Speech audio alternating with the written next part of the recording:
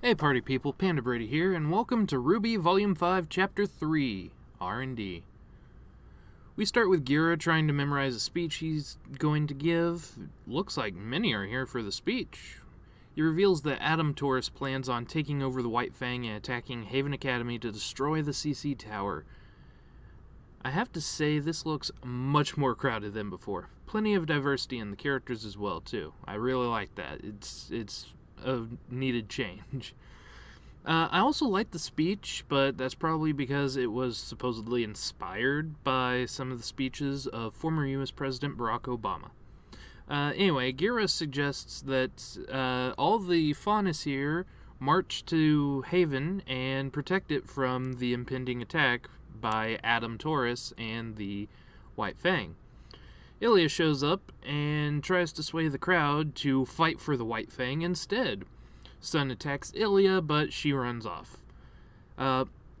We then jump back to Ranger, who are still taking in the fact that Ozpin is inside of Oscar. This is where the ships start getting ridiculous. Ruby and Oscar are fine, but, Ozpin's in there too, and that's kind of creepy, and the fandom just likes to do really weird stuff with that. But I digress. Though, actually, I suppose Ruby does need a love interest besides Jean, since the creators want him and Weiss to eventually hook up. Still don't see that happening, but, whatever.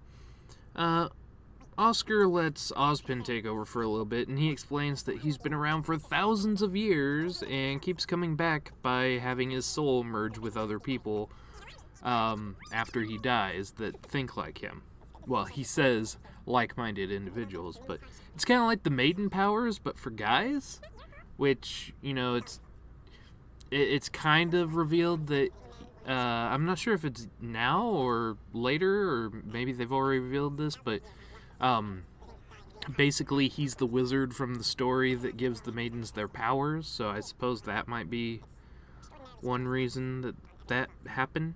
Anyways, apparently the gods who left Remnant and don't care about the planet anymore cursed Oz for not defeating Salem a long time ago.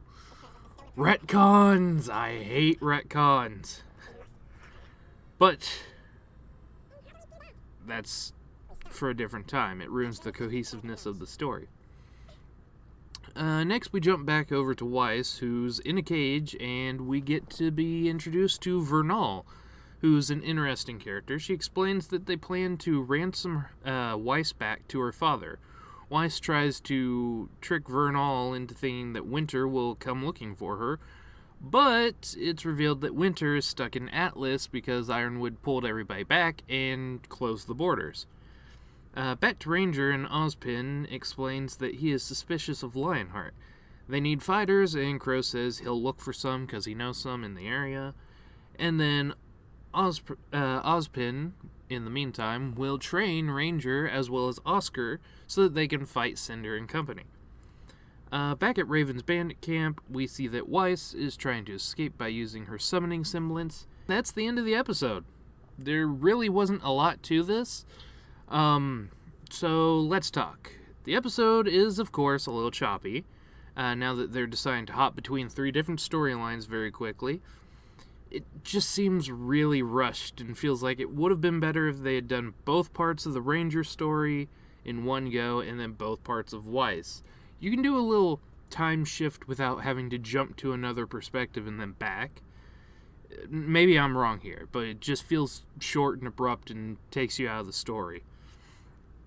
As far as lore goes, it seemed like they fixed the whole Menageries Crowded thing, but it's a press meeting. Of course it's crowded.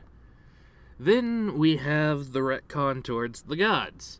Originally, Dark Brother and Light Brother hated each other. Light made something, Dark tore it down. Light made something, Dark tore it down.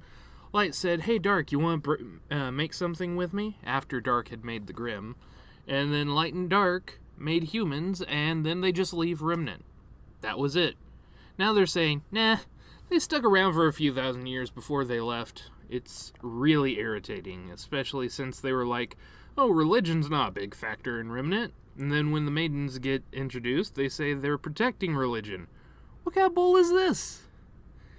Anyways, let's talk about the acting. The acting is good. Oscar gives a decent Ozpin impression, especially the inflections that, why can't I think of his name? The actor for Ozpin. Wow. Anyway, he gives a good Ozpin impression, and I'm just going to refer to the actors as their characters. That way I don't mess up like I just did. But the star voices of the episode are Vernal, Ilya, and Gira. You can feel it. They are giving their all for this. Which, I mean, I know that sounds like the other actors aren't trying, but that's not what I mean at all. There's a difference. There's a noticeable difference in their acting. Let's put it that way.